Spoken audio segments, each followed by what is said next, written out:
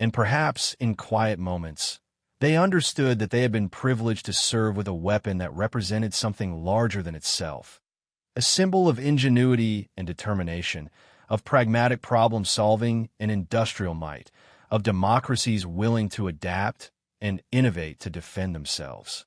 The Firefly was not elegant. It was not perfectly balanced. It was not doctrinally pure.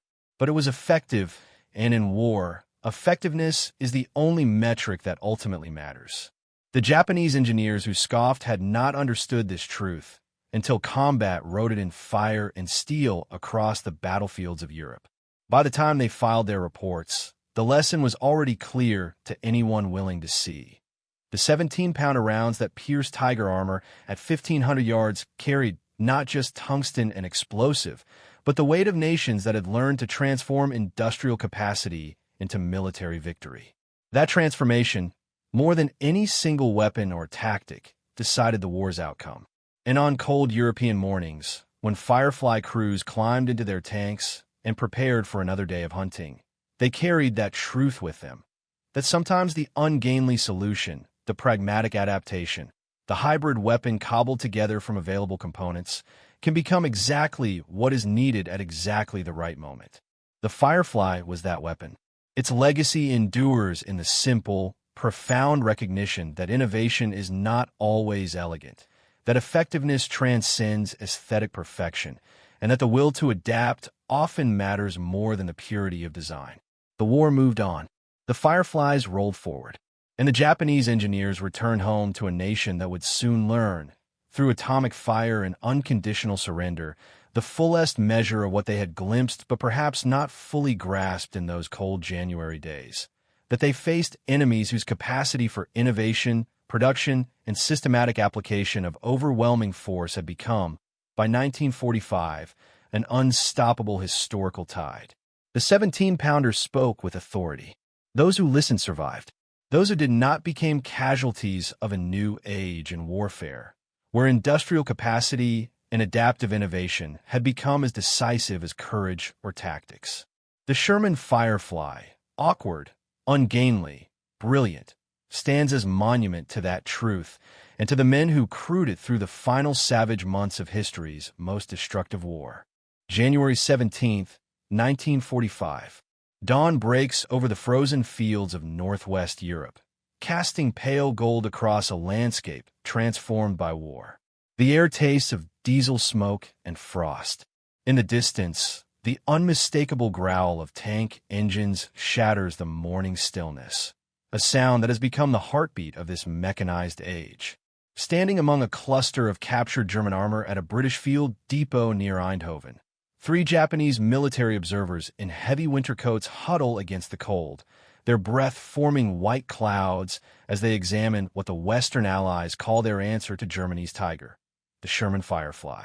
Their faces betray polite skepticism. One engineer, Lieutenant Commander Takashi Yamamoto, taps the elongated barrel of the 17-pounder gun with his gloved hand and exchanges glances with his colleagues. To them, this hybrid creation, an American chassis married to a British gun, seems a desperate improvisation, not a weapon of revolution.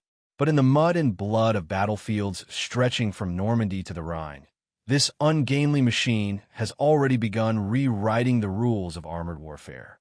The Japanese engineers do not yet know what countless German tank commanders have learned through terror and flame, that the crack of a Firefly's gun often marks the last sound they will ever hear.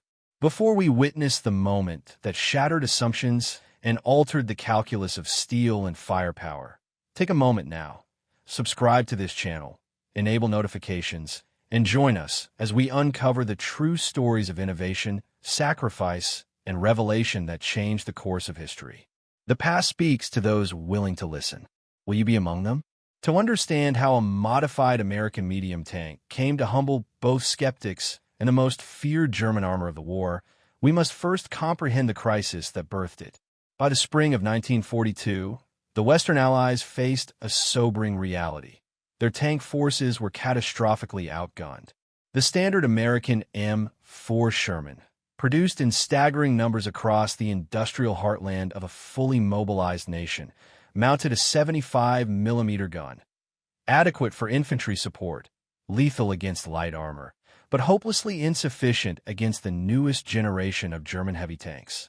When intelligence reports began filtering back from North Africa, describing the Tiger I, with its 88mm gun and frontal armor up to 100mm thick, Allied tank crews understood they had entered a new and terrifying dimension of armored combat. The Tiger could destroy a Sherman at ranges exceeding 2,000 yards, while the Sherman's 75mm rounds bounced harmlessly off Tiger armor at anything beyond point-blank range. The mathematics of survival had become brutally simple. German heavy tanks could kill you long before you could effectively engage them. British tank crews, already bloodied in the western desert, knew this arithmetic intimately. They had learned through bitter experience that courage and tactical skill meant nothing when your primary weapon could not penetrate enemy armor. The Churchill infantry tank, with its thick protection but weak gun, could absorb punishment but struggled to return it effectively. The Cromwell cruiser tank offered speed but mounted the same inadequate 75mm gun. Britain needed penetration, the ability to punch through heavy armor at combat ranges, and they needed it immediately. The solution emerged not from a drawing board revolution, but from pragmatic adaptation.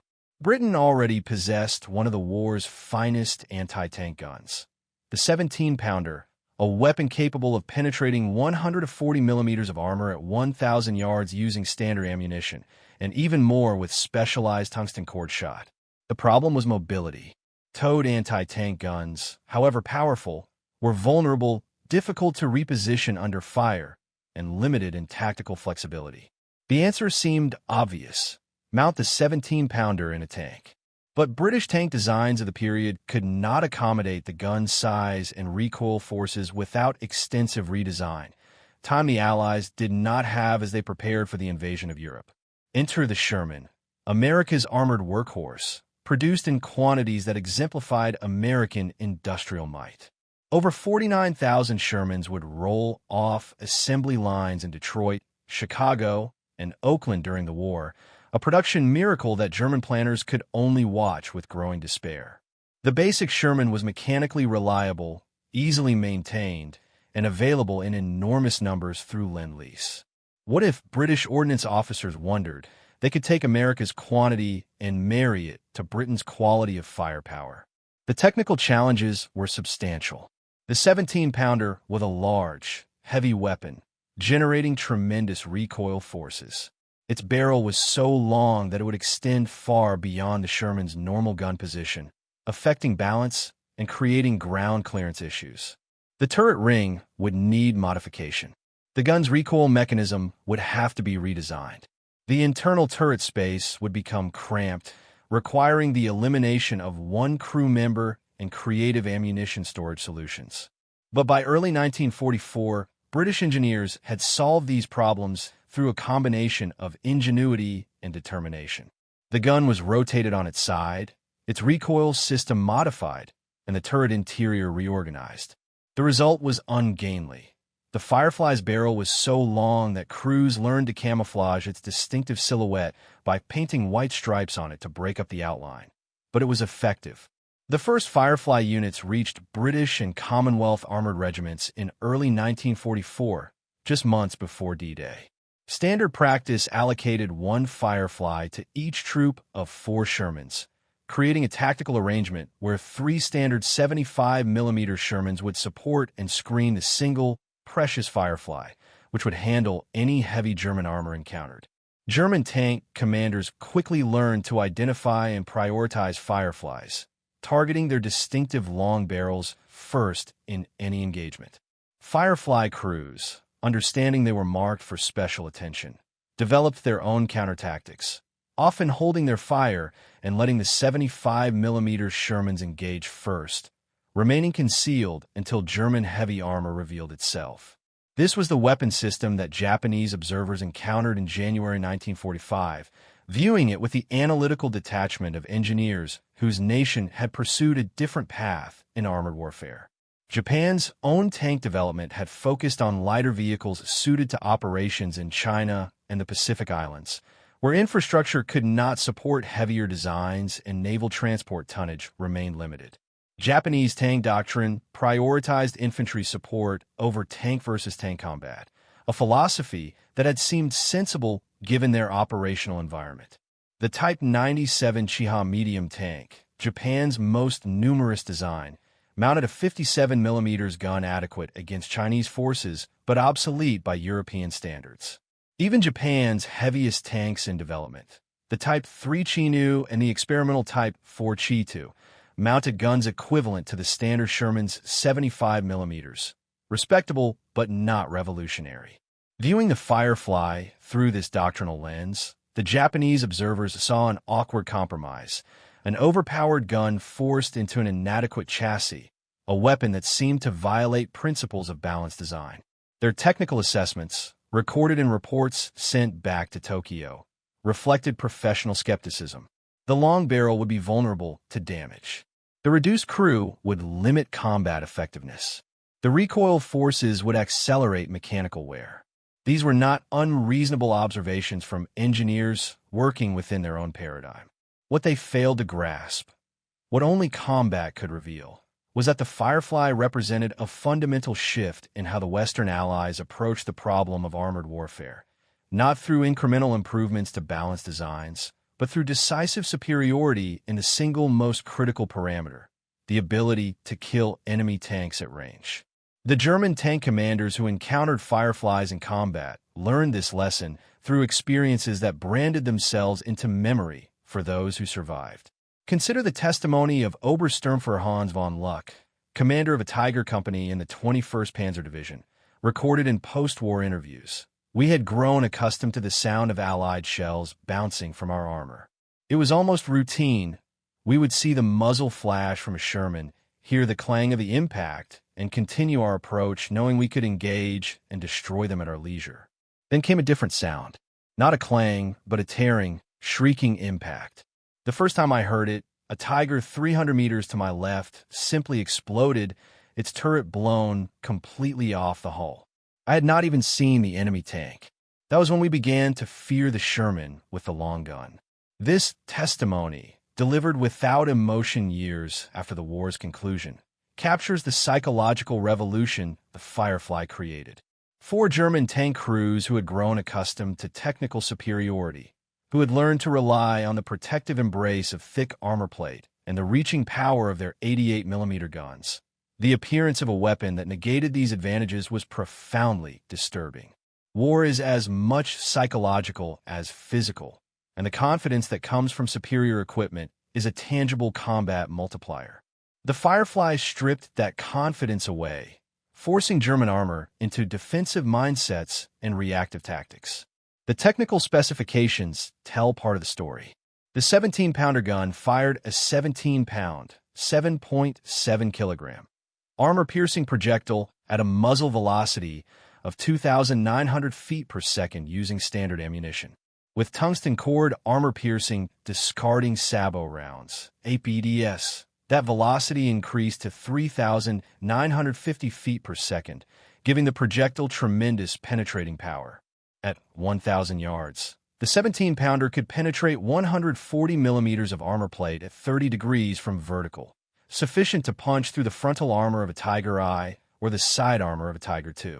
At 1,500 yards, the range mentioned by those Japanese observers, it could still penetrate 120 millimeters, more than adequate for most combat scenarios. But numbers on a specifications chart cannot convey what this meant in the intimate, visceral reality of tank combat. Picture the scene. A troop of British Shermans, including one Firefly, advances cautiously through the bocage country of Normandy, where every hedgerow might conceal death. The lead Sherman rounds a corner and stops abruptly. In the field ahead, partially concealed behind farm buildings, sits the massive bulk of a Tiger, its 88 already traversing toward the Allied tanks. The crew of the lead Sherman has perhaps 5 seconds to live. They know it. The tank commander screams into his radio, identifying the target, backing his vehicle desperately, knowing it is likely futile. Meanwhile, for 100 yards behind, the Firefly commander has heard the call. His gunner is already traversing, the long barrel swinging with what seems like agonizing slowness. The Tiger fires. The lead Sherman erupts in flame, its ammunition cooking off almost instantly. The remaining 75mm Shermans scatter, smoke grenades popping, trying to screen the Firefly, which has now acquired the target. The gunner's hand hovers over the firing lever. The Tiger is reloading, already beginning to traverse toward a second target.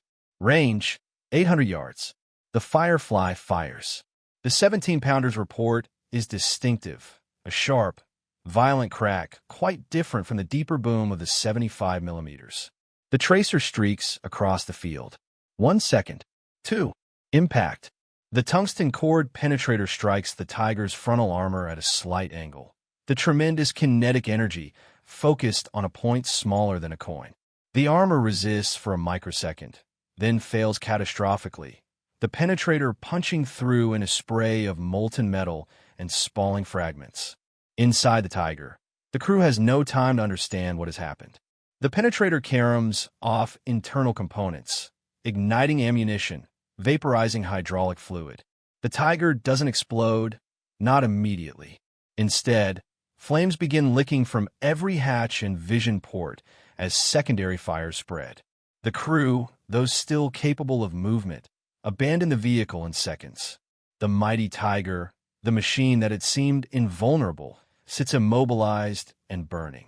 This scene, or variations of it, played out hundreds of times across Northwest Europe between June 1944 and May 1945.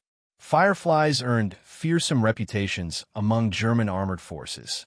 Intelligence assessments found in captured German documents specifically warned tank commanders to identify and engage Fireflies first, before all other targets. The Firefly's distinctive silhouette, that absurdly long gun barrel, made it identifiable at range, marking it for priority targeting. British crews responded by attempting to camouflage the barrel's length, by operating in close coordination with standard Shermans that could draw fire, and by maintaining strict fire discipline, taking only high-probability shots when German heavy armor was most vulnerable. The most successful Firefly crews developed an almost artistic sense of timing and position. They understood that the 17-pounder's power meant they did not need to close to suicidal ranges to achieve kills. They could engage from positions that German tanks considered safely beyond enemy effective range, appearing as just another Sherman among many until the moment they fired and revealed themselves as apex predators. After firing, skilled Firefly commanders would immediately relocate, knowing that German forces would concentrate counter-battery fire on their last known position. Consider the combat record of Sergeant Gordon, a Canadian Firefly commander in the Sherbrooke Fusiliers, who destroyed 7 German heavy tanks in a single day during the fighting around Falaise in August 1944. His after-action report, preserved in Canadian military archives, describes the engagement with clinical precision. We had taken position in a sunken lane with good fields of fire across open ground toward the German withdrawal route. At approximately 0730 hours, enemy armor appeared, 2 Panthers and 3 Tigers moving in column. Range, 1,400 yards. Visibility, excellent. We allowed them to close to 1,200 yards and engaged the lead Panther with APDS. Observed penetration. Vehicle stopped, began burning. Reloaded and engaged second Panther before enemy forces could identify our position. Hit. Penetration. Vehicle disabled. At this point, the Tigers dispersed and began searching for us. We remained stationary for 8 minutes until one Tiger exposed its flank at approximately 900 yards. Engaged with APDS, penetration, observed secondary explosions. The report continues in this manner, a matter-of-fact description of industrial-age killing. What it does not convey is the nerve required to remain motionless while German heavy tanks actively search for you, knowing that if they spot your position first, the armor protecting your Sherman will offer little more than psychological comfort. Nor does it capture the split-second calculations a gunner must make. Lead angle, range estimation, target movement, ammunition type, aiming point. The 17-pounder could penetrate heavy armor, but only if the shot struck home. A miss, ricochet off angled armor, and the Firefly would be revealed without achieving a kill, a potentially fatal mistake. The ammunition itself became another dimension of the Firefly's effectiveness. British ordnance developed multiple types of 17-pounder rounds, each optimized for specific targets. Armor-piercing capped, APC, rounds used a softer cap to prevent shattering on impact, followed by a hardened penetrator core. Armor-piercing capped ballistic cap, APC, added an aerodynamic cap for better accuracy at range. But the true revolution came with armor-piercing discarding sabot, APDS, rounds, which used a subcaliber tungsten penetrator surrounded by a lightweight sabot that fell away after leaving the barrel. This design achieved phenomenal muzzle velocities and maintained flat trajectories, making long-range gunnery easier and penetration more reliable. A Firefly loaded with APDS could engage and destroy any German tank then in service, at ranges where German return fire remained ineffective or impossible. This abundance of specialized ammunition, the ability to choose the optimal round for specific tactical situations, exemplified a broader advantage the Western Allies enjoyed, the luxury of abundance. German tank crews often fought with limited ammunition supplies, sometimes rationing their best anti-tank rounds for the most critical targets. Firefly crews, by contrast, could expend ammunition freely, knowing resupply would arrive regularly from supply networks stretching back across the English Channel to British and American factories operating at full capacity. This was total war fought by industrial democracies that had fully mobilized their economies, and the Firefly represented not just technical innovation, but systemic abundance, the ability to produce, transport, and employ specialized solutions at scale. For the Japanese observers viewing Fireflies in January 1945, these combat realities remained abstract concepts.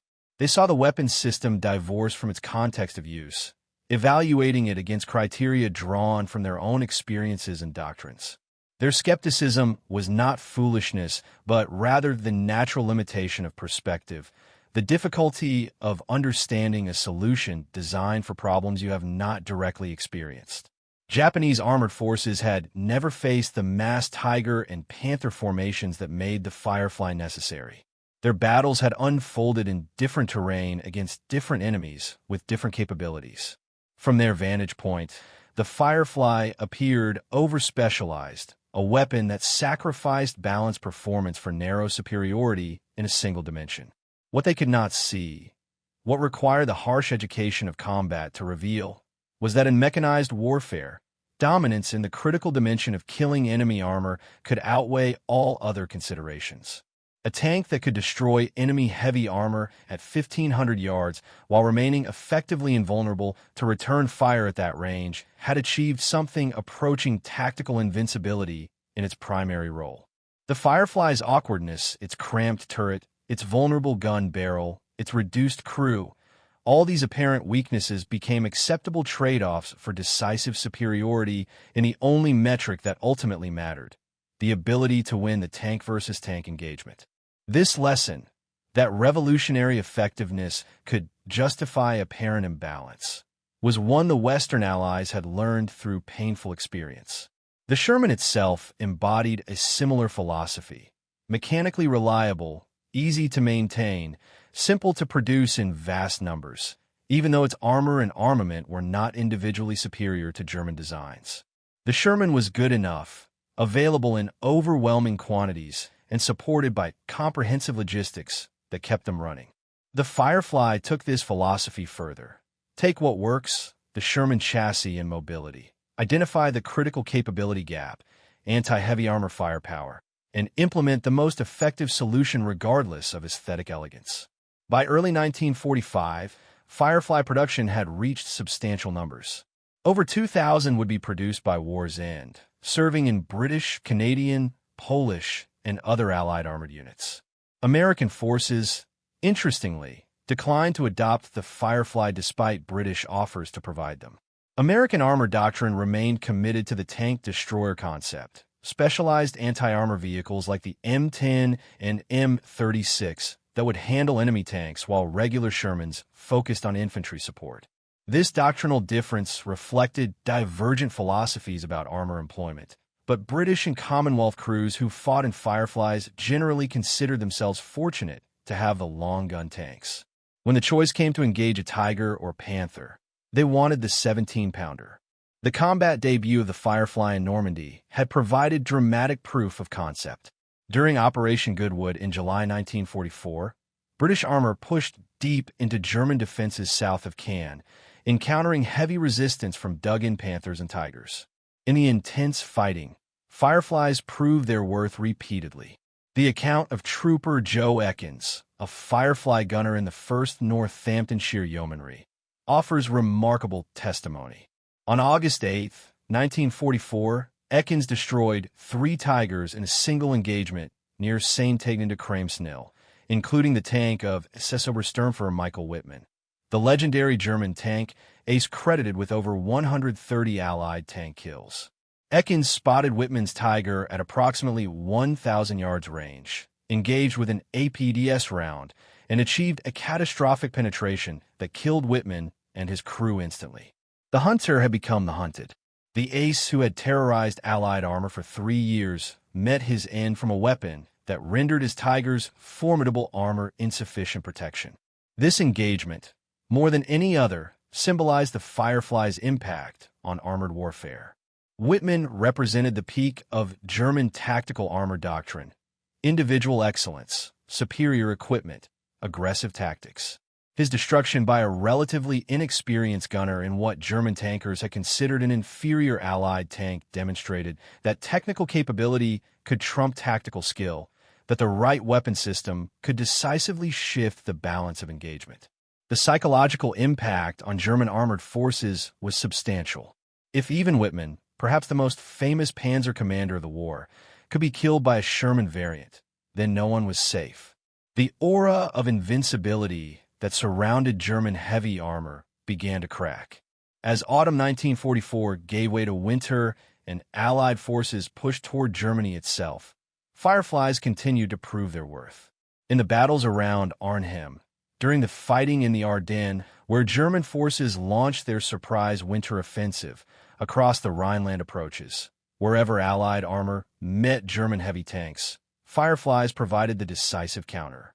German intelligence assessments captured after the war revealed the respect, even fear, that the Firefly had earned.